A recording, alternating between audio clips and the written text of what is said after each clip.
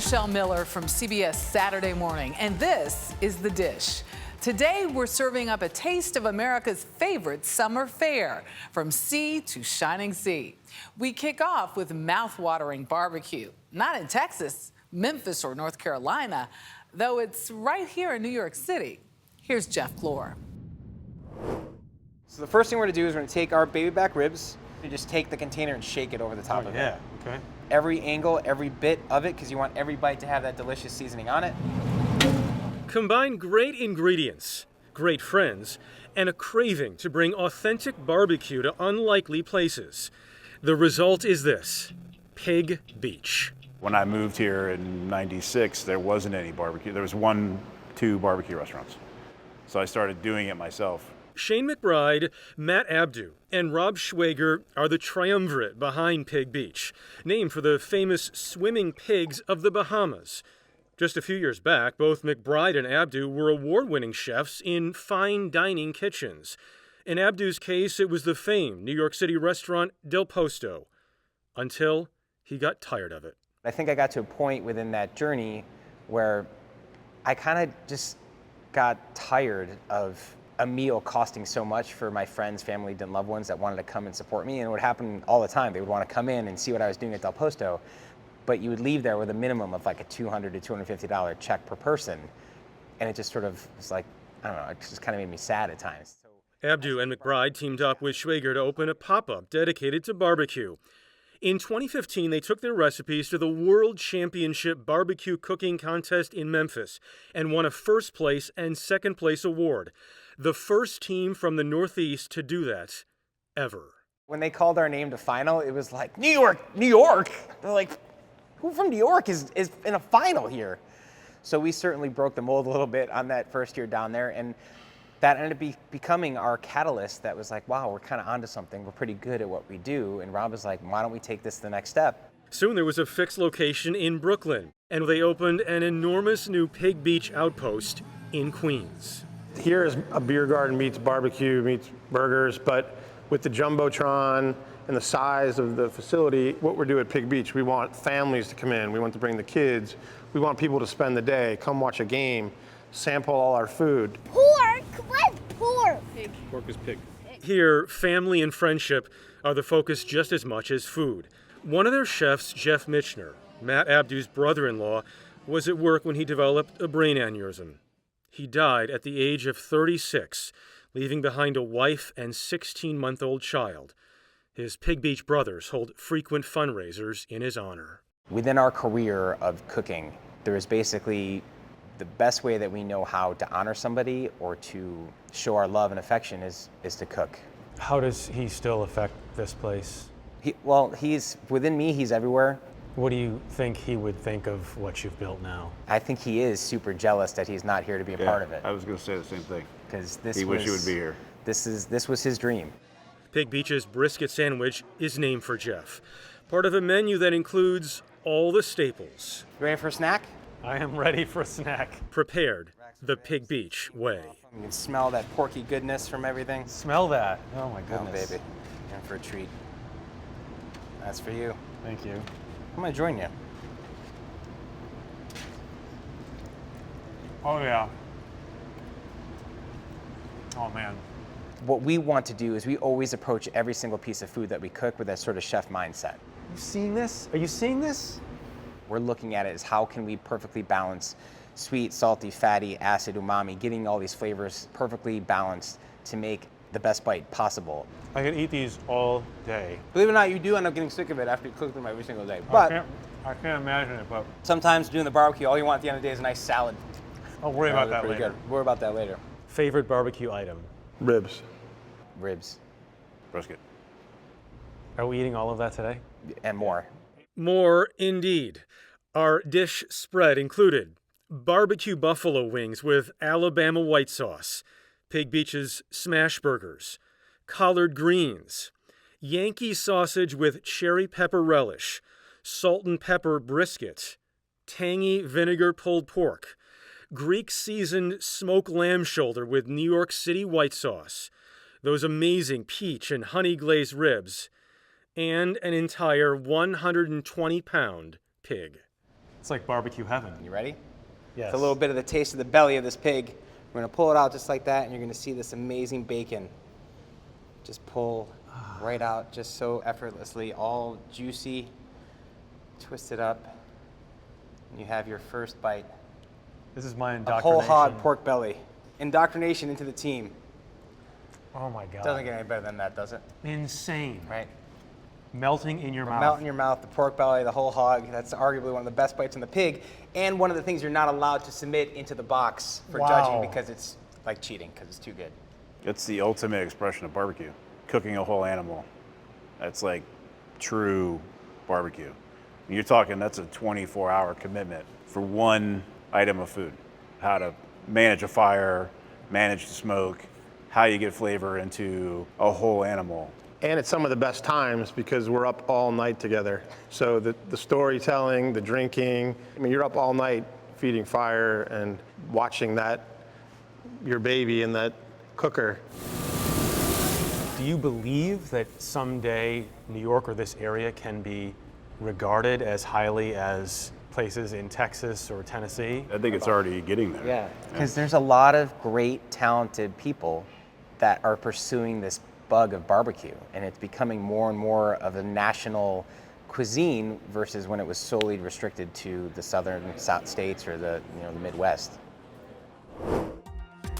After the break, we travel 3,000 miles away to a coastal Oregon town where one family has been perfecting a seafood favorite for over 70 years. This is The Dish.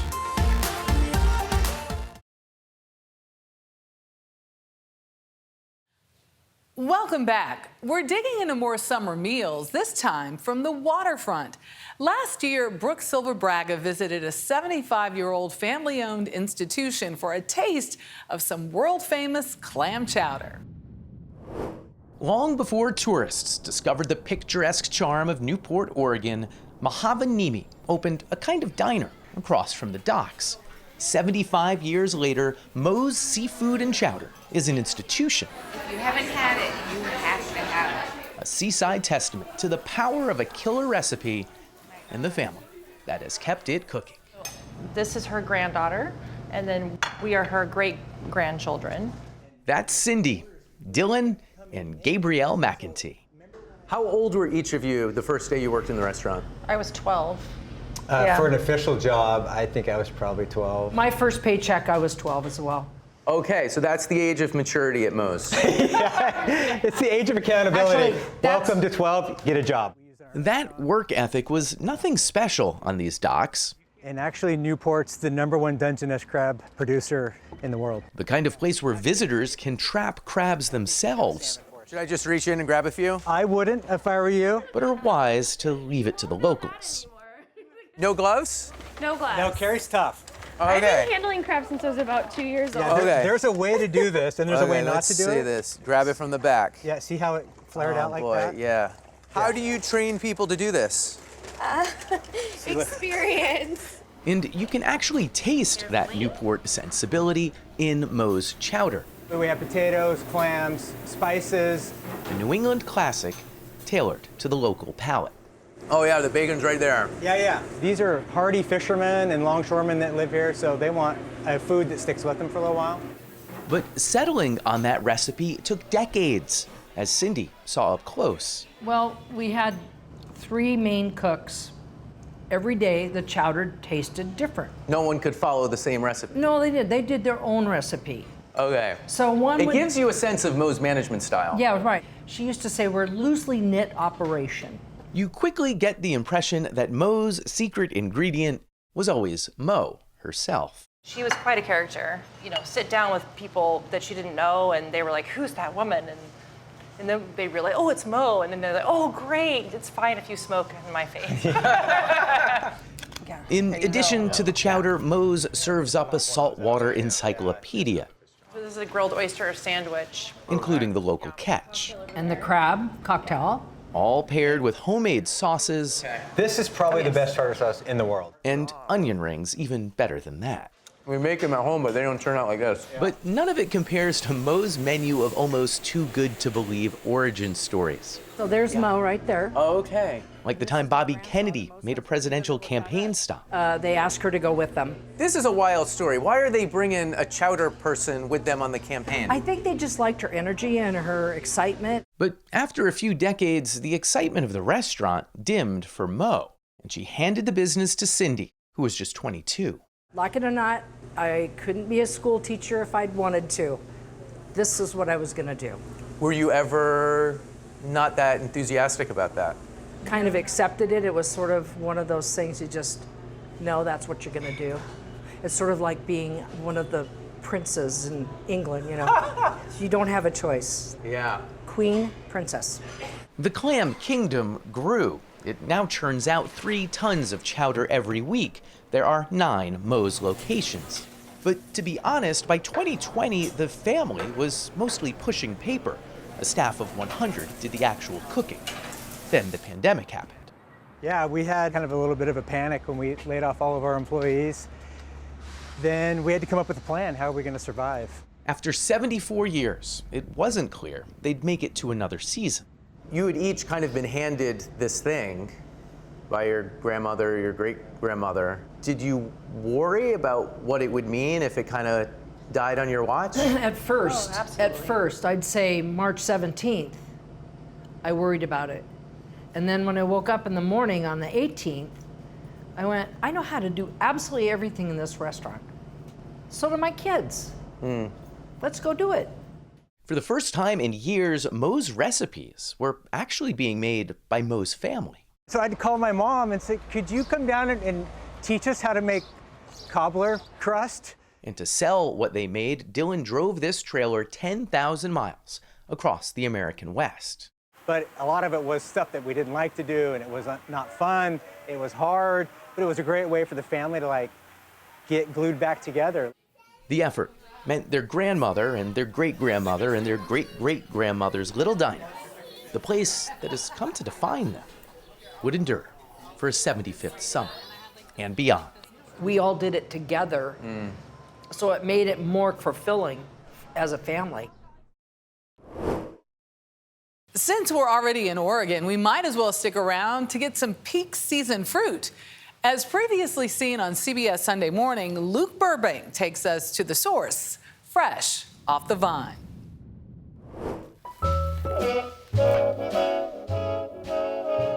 There's nothing that says summer quite like a big, juicy slice of watermelon. It's watermelon weather. And if you want some of the sweetest watermelon in America, you do well to head to what might seem like an unlikely place, Hermiston, Oregon. You know, it's just a small slice of Americana. Slice of Americana. I see what you did there, Jack. Oh, I know. Did you see that? That was very subtle. That's where Jack Bellinger's family has been growing watermelons since 1942. My grandfather started growing watermelons, I think more to keep his energetic kids busy. I think it was like a 3-acre field. It turns out that field in eastern Oregon, of all places, was an ideal spot for growing watermelons. We typically have very warm days, but our nights are much cooler, and it increases the carbohydrate production in the plant. Carbohydrates equate to sugars, and sugars equate to a sweeter watermelon. Wow. You know, watermelons are considered to be a happy fruit. It's good times, it's picnics, it's kids enjoying their backyard. People need a reason to feel good. It's sort of the summer equivalent of a comfort food, really. Absolutely. Comfort for Anna Dickman and her daughter, or more accurately, a group of wedding guests in Utah. They said, you better send watermelon down to us. So this is crossing state lines because it's like, that's how Good it is. Like, if you come from Oregon, you have to bring us watermelon. It's habit. It should have that lovely sonorous quality. Ken Albala, a food historian at the University of the Pacific in California, has got the art of selecting a watermelon down pat. I always see people tapping watermelons, but I don't know what I do it myself. I don't know what I'm listening for, though. You're listening for a plunk, plunk, plunk, plunk. If it has a dull thud, it means all the cells have collapsed and it's going to be mushy. So wait, what's the sound I'm listening for? Almost sounds like a drum. Albala says watermelons, which appear in the Bible and King Tut's tomb, come from Africa. There's a theory that the reason that they first cultivated these was not for the flavor, but for the water. So this was sort of harnessing the groundwater and having nature put it into a sort of a convenient ball shape for you. That's exactly it. Once we started eating watermelons, the focus shifted to taste and color, says Albala. It was bred consciously to be sweeter and more red. You know, the original watermelons are white or yellowish. And they started cultivating these in ancient Roman times. Oh. And by the Middle Ages, you finally see pictures of watermelons that have that bright pink. Watermelons were brought to America by way of European settlers from Spain, as well as via slave ships from Africa. And during their time here in the U.S., they've changed even more. Most watermelons are now seedless, with harder, rounder rinds, which are much easier to transport. In Japan, they've even taken it a step further, using molds to grow square and heart-shaped watermelon. Can I try a sample here? Meanwhile, back in Hermiston, my mouth was watering for something traditional and right out of the field. Oh my gosh, cheers. Yeah. Oh, so good. That good?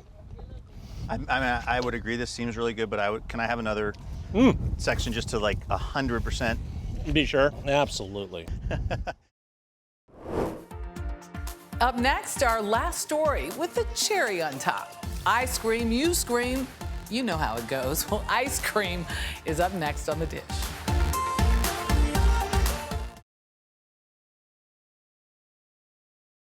Nothing beats the heat like ice cream. We go inside a micro creamery in Missouri that's churning out some handcrafted flavors they call both naughty and nice.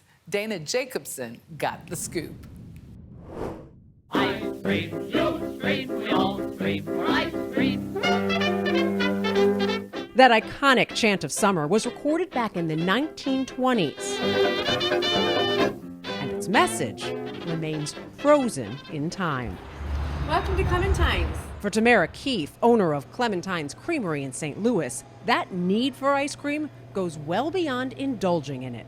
Ice cream changed my life as a child, and I think that's why I've been so passionate about it.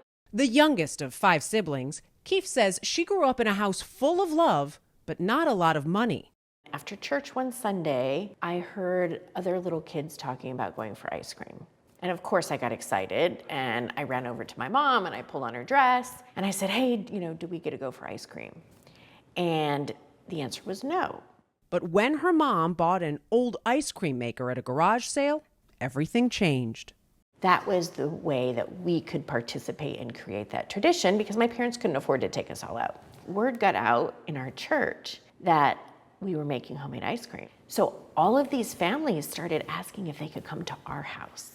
One family would bring them the milk, another family would bring the cream. Like everyone kind of came together and brought different things. We made ice cream as a family after church our whole life growing up, all the way through until when my mom passed away. And then I kind of took over the tradition. So I have like super happy memories of my mom. Sorry. That's okay. There's a lot of emotion in it. Yeah. But it's really powerful to me. There you go. To me, ice cream, it's the one thing that so many people have so much emotions tied into. It's a total equalizer. Ice cream, Keefe says, even taught her to think differently and try new things. She became the first in her family to go to college. I had worked my way up out of business school, worked for some Fortune 100 companies. I ended up running a $70 million business, and I ended up in the food industry of all things. I had the dream job. I had the dream career. I was making more money in a year than my dad did in 20. And it's funny, sometimes you get there and it's not all that it's cracked up to be. At age 38, while on a girls' trip, Keefe had an epiphany. I just broke down. And I said, I am miserable. And I was so lonely. My really close girlfriend turns to me and she says, quit. And I said, what would I do? And my other girlfriend turns to me and she's like, you're always complaining our neighborhood doesn't have an ice cream shop. And you make the best ice cream in the world. She's like, why don't you open an ice cream shop? And so literally that weekend, we wrote my business plan, put together my deck, ran my financials, and 2 weeks later I resigned. Weren't you scared? I was more scared to not change my life and to continue being unhappy. Keefe took her corporate-built savings and bet on herself, launching Clementine's Creamery. My approach to Clementine's was, I am going to do things different. I am going to make ice cream the way it was made 50, 75 years ago. I'm going to open a micro creamery. And there are people who are saying, I don't know what a micro creamery is. I know what a microbrewery is. What's a micro creamery? So think microbrewery for beer, but for ice cream. In the simplest terms, the ice cream is made in small batches by real people. A process we got to see and be a part of at Clementine's St. Louis-based kitchen. It's usually 2 people because we're moving quick and we go between machines. Got it. It has to be all natural, and anything in it, like the gooey butter cake here in one of Clementine's signature flavors, has to be handmade. The ice cream also has to have less than 30% air mixed in. That might be a little too much. So can I go back in? Yep. What a shock that I put maybe too much in there. And contain more than 16% butter fat. Numbers that may be tough to digest until you take a taste. I mean, I'm a kid all over again. It's amazing. And so the butter fat is what coats your tongue and allows the flavor to linger in your mouth. It creates a super satiating effect. I'm not sharing. I'm not sharing with anybody. Clementine's flavors take you on a sensory journey. Salted cracker caramel and Italian butter cookie. 3 different kinds of crackers, chunks of deliciousness. Oh my God. Vegan options, lemon poppy seed and coconut chocolate fudge. There's even a naughty line of ice cream that's alcohol infused. I mean, that's a Manhattan. That is a Manhattan. Boozy, beautiful, crisp. But that's not all. For Keefe, the experience, the emotion she's trying to create for each customer starts even before the first scoop. We have crafted an experience for people who come into our shops to make it one that's memorable, to make it one that they love. And they open the door and they step over the magic threshold. They take a breath of the fresh waffle cones and they look around and their face brightens and they get a smile on their face. That's before they even take a bite of ice cream. It's before they ever take the bite of ice cream because they know once they step over that magic threshold, their life is going to be better than it was before. Just like Keefe's. I work harder now than I ever have. I work 24 hours a day, 7 days a week. But it's different because it's mine, and it's my team, and it's my people, and they're my customers. And there you are. Thank you. Absolutely. And I'm so proud of what we're doing and what we're building. And what's that old adage? When you do something you love, you never work another day in your life. And that's how I feel about Clementine's. What would your mom think of this? I think she would be proud. I think so. I think she would be amazed and surprised, I think. For more stories like these and live coverage of breaking news 24/7, stream us right here on CBS News. I'm Michelle Miller. We'll see you next time for another helping of The Dish.